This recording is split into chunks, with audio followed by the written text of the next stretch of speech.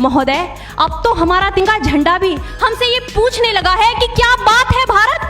आजकल फहराने से ज्यादा मैं कफन में दफनाने के क्यों काम आ रहा। आजकल फहराने से ज्यादा मैं कफन में दफनाने के क्यों काम आ रहा। हृदय तो उस दिन फट गया जब बूढ़ी माँ अपने बेटे के चिथड़ों को देखकर बोली कि साहब, आप तो भर्ती में 1 इंच भी कम नहीं लेते, मैं आधा शरीर कैसे ले लूं। महोदय, आज इन मानवाधिकारों के कारण इन आतंकियों के बंगलों की आकाओं की नाकफनी हंसती है और शहीद हुए हमारे जवानों के आंगन की तुलसी रोती है। जब एक शहीद हुए जवान की विधवा की वेदना चीख चीख कर ये कहती है कि प्यार भी भरपूर गया, मांग का सिंदूर गया, नन्हे नौनिहालों की लंगोटियां चली गई, छोटी छोटी बेटियों की चोटियां चली गई, और आपके लिए तो एक आदमी मरा है साहब, मेरे घर की तो रोटियां ही चली गई। अब मेरे घर की तो रोटियां ही चली गई। मेरा जल रहा है, आग लगी है सीने में, हुक्मरां सब व्यस्त हैं खून गरीब का पीने में, तो राम मंदिर या बाबरी का पक्ष नहीं मैं लाई हूं, घायल भारत चीख रहा है, चीख सुनाने आई हूं।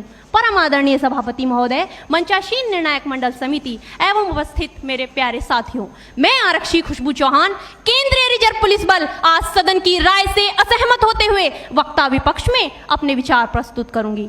महोदय, दर्द हद से तब गुजरने लगता है जब मेरी आंखों के सामने ताज, पुलवामा, छत्तीसगढ़ में शहीद हुए जवानों के शत विशत अधजले शरीर के टुकड़े, रेत के टीलों से ऊपर जाती लाशों के ढेर और कश्मीर की खून से सनी लाल रंग की सड़कों के दृश्य सामने आते हैं। उस पर मेरे प्रतिपक्षी महोदय का कहना ये कि मानवाधिकारों की अनुपालना करते हुए देश से उग्रवाद और आतंकवाद को समाप्त किया जा सकता है। महोदय, अब तो हमारा तिरंगा झंडा भी हमसे ये पूछने लगा है कि क्या बात है भारत।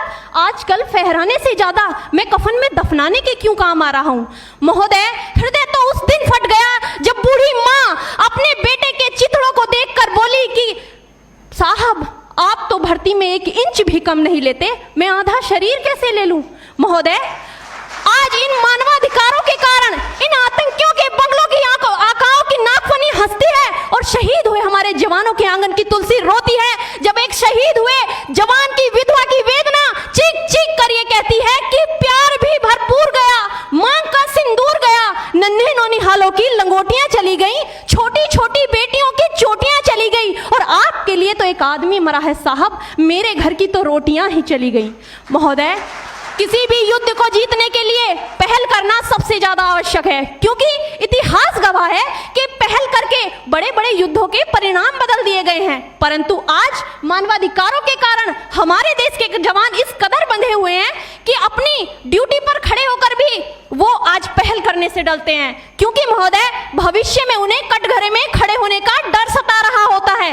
वो ये जानते हैं कि चाहे एक उग्रवादी की राइफल से निकलने वाली गोली को ये तय करना पड़े या ना पड़े कि वो किसे लगेगी, लेकिन हमारी राइफल से निकलने वाली हर गोली को ये निर्णय लेना पड़ता है कि चाहे वो किसी निर्दोष को लगे, दोषी को लगे या ना लगे, परंतु किसी निर्दोष को नहीं लगनी चाहिए। यदि ऐसा हुआ तो ना तो ये समाज हमें छोड़ेगा, ना ही तिल का ताड़ बनाने वाली ये मीडिया हमें छोड़ेगी। और महोदय, मानवाधिकार के तले किसी जवान को दबाकर युद्ध के मैदान में छोड़ देना कोई वीरता नहीं, एक आत्महत्या है। क्योंकि महोदय, फूल को श्रृंगार दो ये मुमकिन नहीं, और एक वीर को झनकार दो ये मुमकिन नहीं। जो हाथ बांधे सेना के, ऐसे मानवाधिकार का पालन संभव नहीं।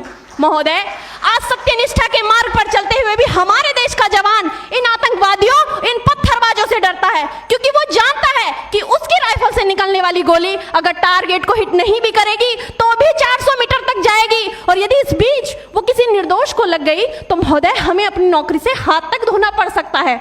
और महोदय, अपनी नौकरी को बचाने की खातिर एक जवान आज ये सोचता है कि चाहे सांप मरे या ना मरे, परंतु लाठी नहीं टूटनी चाहिए, क्योंकि आज हमारे देश के हालात कुछ ऐसे हो गए हैं कि चिरागों को हवाओं में उछाला जा रहा है, हवाओं पर भी रोब डाला जा रहा है। अरे हम ही तो बुनियाद है आंतरिक सुरक्षा की, और आज हमें ही नौकरी से निकाला जा रहा है।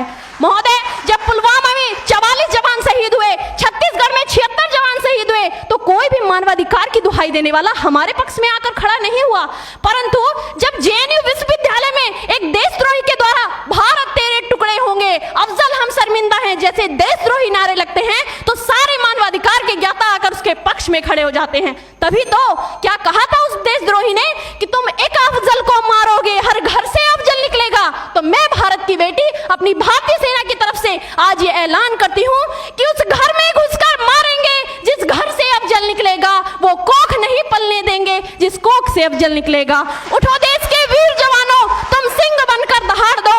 महोदय, अंत में अपनी वाणी को विराम की ओर ले जाते हुए मैं सिर्फ इतना ही कहना चाहूंगी कि मुझे अफसोस है अपने देश की न्यायिक प्रक्रिया पर, जहां आज भी रात के 12 बजे अजमल कसाब जैसे आतंकी के लिए सर्वोच्च न्यायालय के दरवाजे खोल दिए जाते हैं। ऐसे देश से मानवाधिकारों की अनुपालना करते हुए आतंकवाद और उग्रवाद से कभी नहीं निपटा जा सकता। मानवाधिकार के नाम की दुहाइयां देने वालों, सीमा पर लड़ा नहीं जाता चरखों से शोलों के आगे, रामायण पढ़ी नहीं जाती सीमा पर गोलों के आगे। धरती के घोर कुहासे को एक सूरज ही हर सकता है, क्योंकि एटम बम से रक्षा केवल एटम बम ही कर सकता है। जय हिंद, जय भारत।